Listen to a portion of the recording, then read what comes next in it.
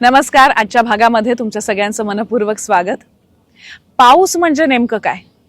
शेतकऱ्यांसाठी तो आशा, लहान मुलांसाठी सुट्टी, प्रेमिकांसाठी आठवण, कवीसाठी कविता आहे. आणि संत ज्ञानेश्वरांसाठी पाऊस काय आहे? तर तो कृष्णाच्या भेटीची ओढ जागवणारा दूत आहे. कसा ते पाहूया. आषाढी एकादशीच्या निमित्ताने सुरू असलेल्या आपल्या अभंग डिकोडिंग या मालिकेमध्ये आज आपण पुन्हा एकदा ज्ञानेश्वर माऊलींचा अभंग निवडलाय. आजकाल खिडकी उघडली की काय दिसतं सांगा? काळे ढग, मंद वारा, झाडांची सळसळ, मातीचा सुगंध. अशा वेळी नकळत मनात संत ज्ञानेश्वर माऊलींचा एक अभंग जागा होतो. घनु वाजे घुण घुणा, वारा वाहे ऋण झुणा. काय सुंदर शब्द आहेत बघा. ज्ञानेश्वर माऊलींचे अभंग वाचताना असं वाटतं की इथे शब्द कसे लाडू सारखे गोल गोल झालेत. घनु हा शब्दच बघा, कानाला किती गोड वाटतो. त्यातला जो उकार आहे तो माऊलींच्या अभंगात आपल्याला अनेकदा आढळतो. म्हणजे या अभंगातही आपल्याला त्याची अनेक उदाहरणं पुढे दिसणारच आहेत. पण त्यांच्या आणखी एका अभंगाची आठवण होते. पैल तोगे काऊ कोकत आहे. आता इथे काऊ आहे. त्यातच म्हटलंय, उड उड रे काऊ, तुझे सोन्याचे मडवीन पाऊ, पाहुणे पंढरी राऊ, घरा काही येती. बघा, कावळ्याचे काऊ, पायाचे पाऊ आणि रायाचे राऊ कानाला किती गोड वाटतं. त्या उकारामुळे शब्दाला अशी गोलाई प्राप्त होते. ही एक भाषेची गंमत म्हणता येईल. आणखी एक मजेची गोष्ट म्हणजे ध्वन्यानुकारी शब्द. जरा जड वाटतो ना हा शब्द, पण अर्थ सोपा आहे. एखादा ध्वनी जसा कानावर पडत आहे त्याप्रमाणेच त्याचं वर्णन करण्याचा प्रयत्न करणारा शब्द, ज्याला इंग्रजीत आपण ऑनोमॅटोपिया म्हणतो. म्हणजे पानांची सळसळ, थेंबांची टपटप इत्यादी. वाऱ्याचा घोंगावणारा आवाज असं आपण म्हणतो, पण त्यालाच घुण घुणा म्हटल्यावर किती लढीवाळ वाटतं. आणि इथे त्यांनी हे वाऱ्याला उद्देशून न म्हणता ढगांचा जो गडगडाट आहे त्याला उद्देशून म्हटलंय. आणि वाऱ्याच्या आवाजाला ऋणझुणा सारखा आणखी एक संगीतमय शब्द वापरलाय. या पहिल्या ओळीतूनच एक सुंदर चित्र डोळ्यासमोर उभं राहतं.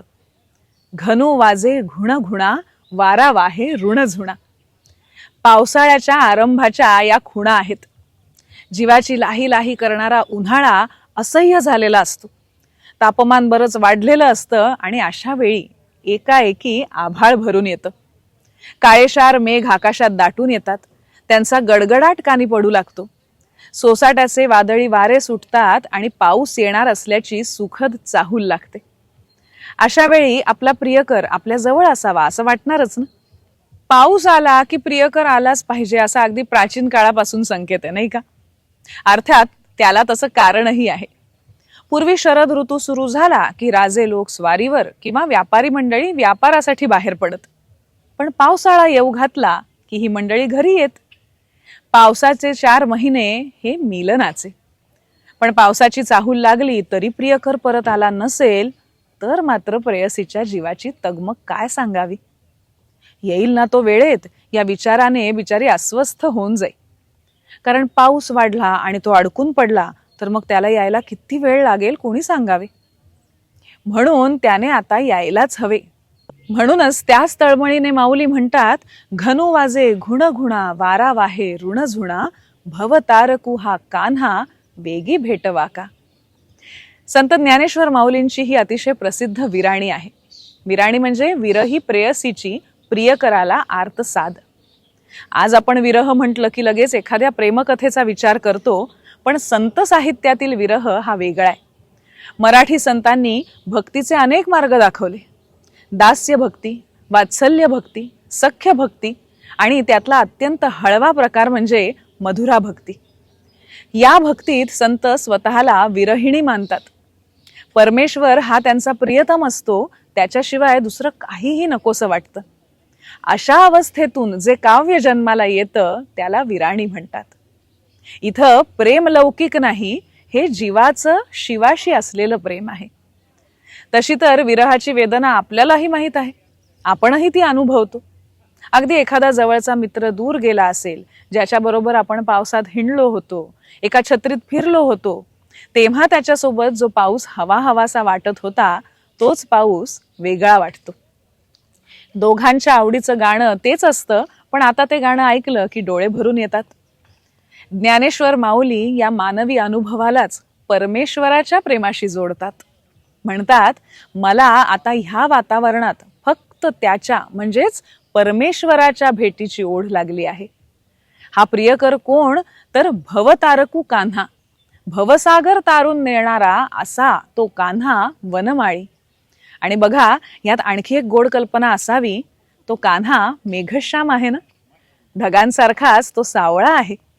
त्यामुळे त्या मेघांमुळे तिला त्याची अधिकच प्रकर्षाने आठवण होते आहे. राम शेवाळकर सर तर म्हणतात की हा ढगांचा वाऱ्याचा जो आवाज आहे तिला त्याच्या पैंजणाचा आवाज वाटतो आहे. अर्थात ती त्याची चाहूल लागली म्हणून बाहेर पाहते, पण तो तर आलेला नाही. त्यामुळे तिची भेटीची ओढ अधिकच वाढते. मग तिच्या मैत्रिणी तिचा हा विरहाचा दाह कमी व्हावा म्हणून नाना उपचार करून बघतात. चांदवो चांदणे चापेवो चंदनू देवकी नंदनू विण नावडेबो.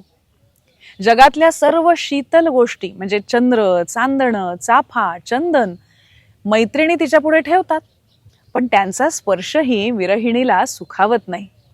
विरहिणी म्हणते, हे सगळं आहे पण मला काहीच आवडत नाही. का? कारण देवकी नंदनू विण नावडेवो, माझा कान्हा नाही, मग बाकी सगळं निरर्थक आहे. माऊली चंद्र, चंदन, चाफा यांचा उल्लेख करतात, ही सगळी शीतलतेची प्रतीकं आहेत. पण जेव्हा अंतःकरणात विरहाची आग पेटलेली असते तेव्हा बाहेरची कोणतीही शीतलता उपयोगी पडत नाही. मानसशास्त्रही हेच सांगतं, मन अस्वस्थ असेल तर सर्व सुखसोयी असूनही माणूस आनंदी राहत नाही. म्हणूनच संत म्हणतात, बाह्य सुखांपेक्षा अंतःकरणातील समाधान मोठं. भगवंताशिवाय हे समाधान मिळत नाही. आता तिसरा चरण पाहूया. चंदनाची चोळी माझे सर्व अंग पोळी, कान्हो वनमाळी वेगी भेटवा का. हा चरण तर संपूर्ण अभंगातील सर्वात सुंदर रूपकांपैकी एक आहे. आता चंदनाचा स्वभाव काय? गारवा देणं, शांत करणं. पण विरहिणी म्हणते, चंदनाची चोळी घातली तरी माझं अंग जळतंय. किती विलक्षण कल्पना आहे बघा. ज्याने दाह कमी व्हायला हवा तीच गोष्ट दाह वाढवत आहे. ही अतिशयोक्ती नाही, ही मनाची अवस्था आहे. आपणही ती अनुभवतो. मन काही केल्या शांत होत नाही, सुखाची साधनं कितीही असली तरी. आज आपण सुखाचा शोध कुठे घेतो? मोठ्या घरात, नवीन गाडीत, मोबाईलमध्ये, परदेश प्रवासात. पण काही दिवसांनी पुन्हा रिकामे पण येतच. संत म्हणतात, ज्याला आपण बाहेर शोधतो तो आनंद आतल्या भगवंताशी जोडला गेल्यावरच टिकतो. अन्यथा चंदनाची चोळीही दाहच करते. अभंगाचा हा भाव अधिकाधिक उत्कट होत जातो. तो चौथ्या चरणात. सुमनाची सेज शीतळ वो निकी, पोळे आगी सारखी वेगी विझवा का.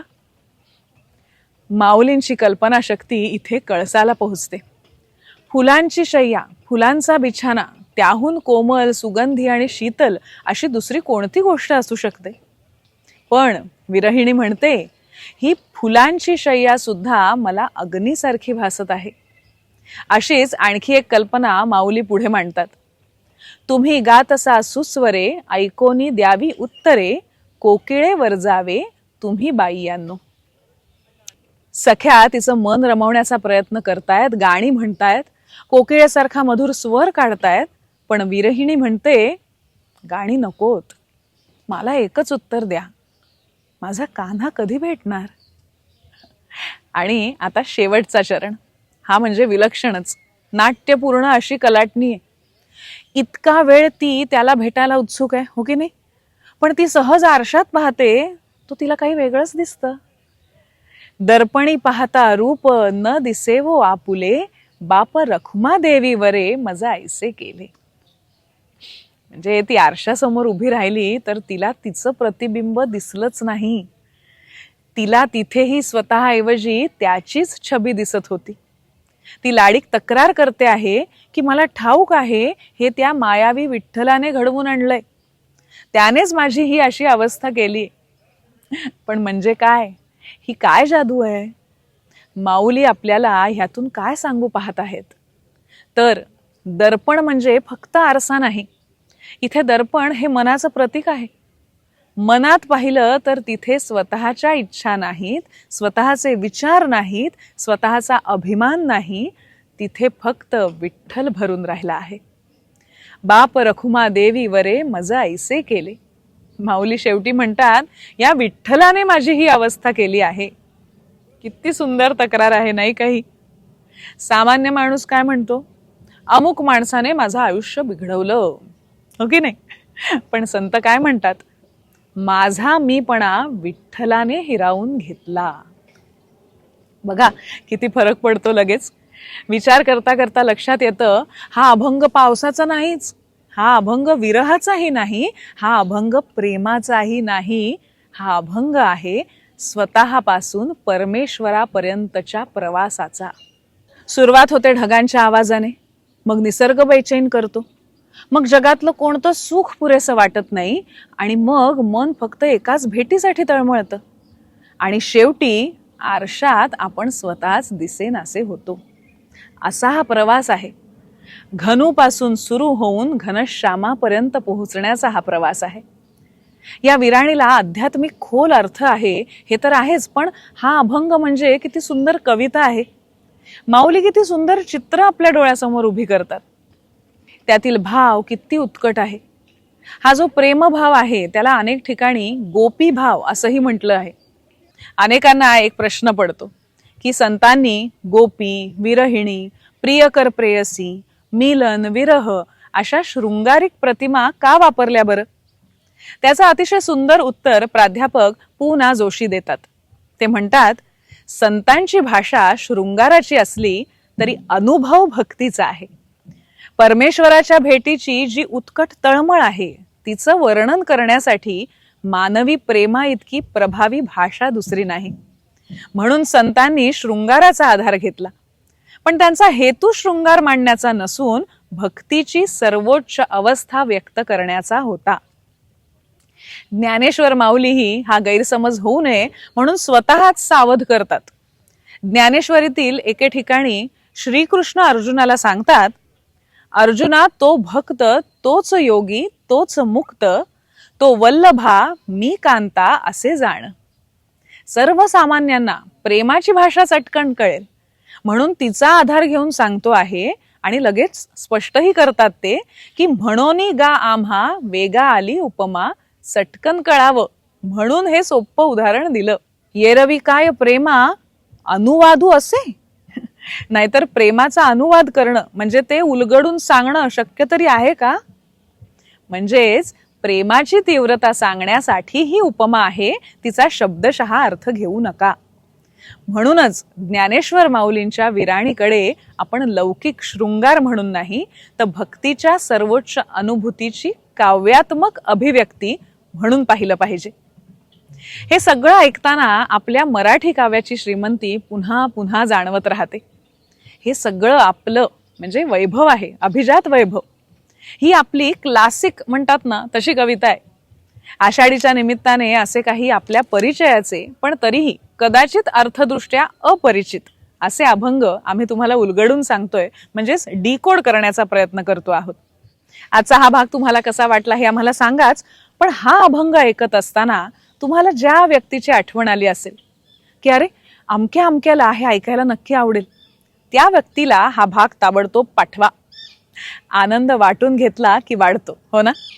आणि हा तर आपल्या मराठी भाषेचा गोडवा आहे. तेव्हा लाईक, शेअर आणि सबस्क्राईबही करा. म्हणजे मधुरा वेलणकर साटम ही यूट्यूब वाहिनी, तिला पसंती द्या, तिचा प्रसार करा आणि तिचे सभासद व्हा. कळलं ना? Like, share, subscribe. पुन्हा भेटूया पुढच्या भागामध्ये.